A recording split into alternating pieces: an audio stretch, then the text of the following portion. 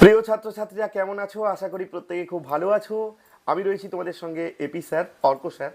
তো আজকে আমরা আলোচনা করব ক্লাস 12-এর 4th সেমিস্টারের একটি অন্যতম বাংলাতে একটি অন্যতম অধ্যায় রয়েছে মহাশ্বেতা দেবীর হারুন সালেমের মাসি। হারুন সালেমের মাসি।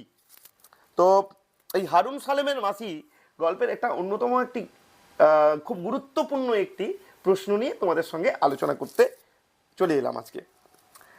প্রশ্নটা হচ্ছে, এটা তোমরা খাতায় তুলে নাও। তার স্বর্গ আর হারার মার স্বর্গ কি এক হতে পারে, নাকি সব গরিবের স্বর্গ এক? উদ্ধৃতিটির অন্তর্নিহিত অর্থ পরিস্ফুট করো।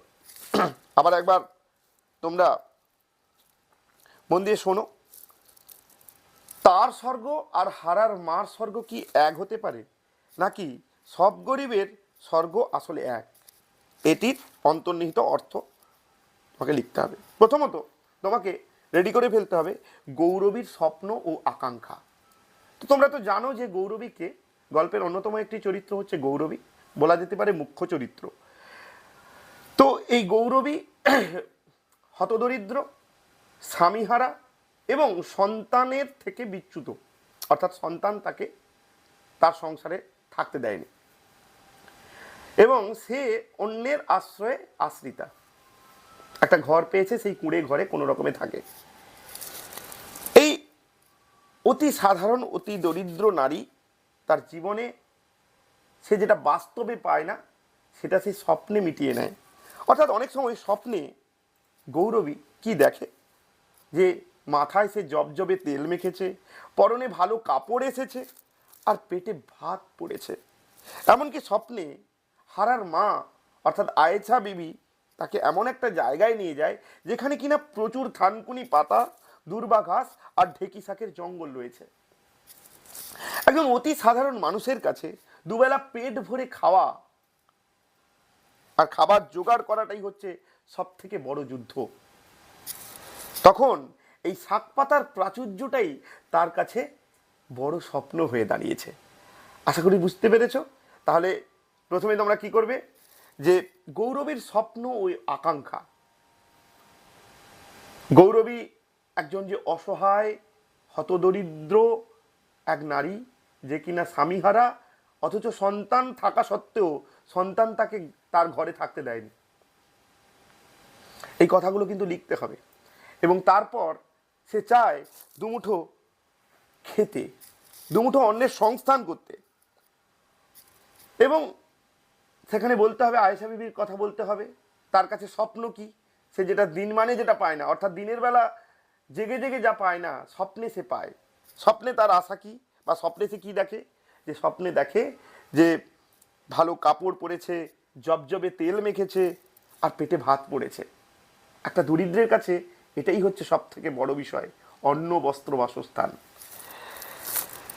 তো দুবেলা দুমুঠো পেট ভরে খাওয়াটাই হচ্ছে দরিদ্র মানুষদের কাছে সব থেকে বড় স্বপ্ন আর সব থেকে বড় আশা। তাই এই শাক পাতার প্রাচুর্যই গৌরবীর কাছে কাঙ্ক্ষিত স্বর্গ বলে মনে হয়েছে। দেখো, এর পরের পয়েন্ট একটা দেবে, পয়েন্টটা হচ্ছে সব গরিবের স্বর্গ কি এক। তাহলে দ্বিতীয় অংশে আমরা এটাকে কিভাবে লিখব, গৌরবী আর হারার মা দুজনের ধর্ম কিন্তু আলাদা। তোমরা তো জানো গৌরবী হিন্দু ধর্ম আর হিন্দু ধর্মের সম্প্রদায়ের, আর হচ্ছে হারার মা অর্থাৎ হারুন সালেমের মাসি, মানে হারুন সালেম বলা হচ্ছে, হারুনের মা আয়েশা বিবি, তিনি হচ্ছেন মুসলমান সম্প্রদায়। তাদের ধর্ম আলাদা হতে পারে কিন্তু জীবিকা এক, কারণ তারা সেই থানকুনি পাতা, তারপর তোমার জঙ্গল থেকে শাক পাতা তুলে এনে কার কাছে বিক্রি করে, যোশীর কাছে বিক্রি করে। তো সেই শাক পাতার দেশ আসলে একটা জায়গায় সেই অন্য সমস্যার সমাধান করতে যায়। অর্থাৎ দুজনেই কিন্তু গরিব, ক্ষুধার্ত, দুবেলা দুমুঠো খেতে চায়। গৌরবের স্বপ্নে দেখা সেই শাক পাতার দেশ আসলে তাদের অন্য সমস্যার সমাধানের প্রতীক বা সিম্বল। প্রতিটা দরিদ্র মানুষের কাছে স্বপ্নের স্বর্গ হলো সুস্থভাবে বেঁচে খেয়ে পড়ে বাঁচা। এই মৌলিক চাহিদার প্রশ্নে হিন্দু বা মুসলমানের মধ্যে কোনো পার্থক্য থাকে না। অর্থাৎ তোমাকে এখানে বলতে হবে যে দুজনেই গরিব, সেখানে এই যে ধর্ম এসে জুটেছে, এই ধর্ম কিন্তু প্রাধান্য পাবে না। ধর্ম আলাদা, কিন্তু প্রত্যেকটা গরিবের কাছে এই হিন্দু মুসলমান বলে কিছু থাকে না। তার একটাই চাহিদা, সেটা হচ্ছে ক্ষুধার অন্ন কিভাবে জোটাবে। এই হচ্ছে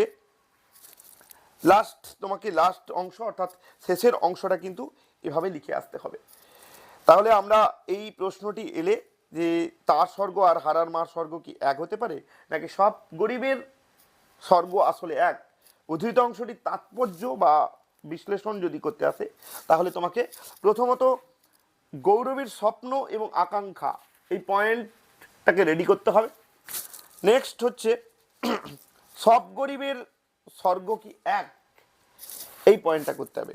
আর মনে রাখার টিপস যদি দিই, তাহলে সহজ কথায় উত্তরটা গুছিয়ে লিখবে 3টি পয়েন্টে। গৌরবী এবং হারার মার চরম দারিদ্রতা, অর্থাৎ গৌরবী এবং হারার মার সেই যে থানকুনি পাতা তুলতে যাওয়া, জলাশয়ে বা জলা জায়গায় গিয়ে শাক পাতা গুগলি এইগুলো তুলে আনা, এই ব্যাপারগুলো তোমাকে লিখতে হবে। আর স্বপ্নে দেখা শাক পাতার প্রাচুর্যই তাদের কাছে পরম পাওয়া স্বর্গ। গৌরবীর যে স্বর্গটা দেখেছিল, সেটা স্বপ্নে দেখেছিল, যেটা সে বাস্তবে পায় না। সেই শাক পাতার জঙ্গলে গিয়ে থানকুনি পাতা তুলে আনা, এটা তাদের কাছে একটা বড় স্বর্গ। আর ক্ষুধা ও বেঁচে থাকার লড়াইয়ে সব গরিবের মানুষের পরিচয় এবং আকাঙ্ক্ষা কিন্তু অভিন্ন। অর্থাৎ ধর্ম আলাদা হতে পারে, কিন্তু ক্ষুধা সব গরিবের কাছে এক। তাই সবার লড়াই কিসের জন্য? অন্ন সংস্থানের জন্য। তো প্রিয় ছাত্রছাত্রীরা, আশা করি তোমরা বুঝতে পেরেছো এই প্রশ্নের উত্তরটা। আরও যদি কোনো প্রশ্ন থাকে অবশ্যই কমেন্ট করে জানাও। ইতিমধ্যে কিন্তু এবিটিএ টেস্ট পেপার বেরিয়ে গিয়েছে, তোমরা এবিটিএ টেস্ট পেপারগুলো সলভ করতে থাকো। আর কোনো প্রশ্ন থাকলে অবশ্যই কমেন্ট সেকশানে গিয়ে কমেন্ট করে জানাও। কেমন লাগলো ভিডিওটা অবশ্যই কমেন্ট করে জানাবে। আর যদি ভালো লাগে লাইক আর বন্ধুদের একটু শেয়ার করে দাও। ধন্যবাদ।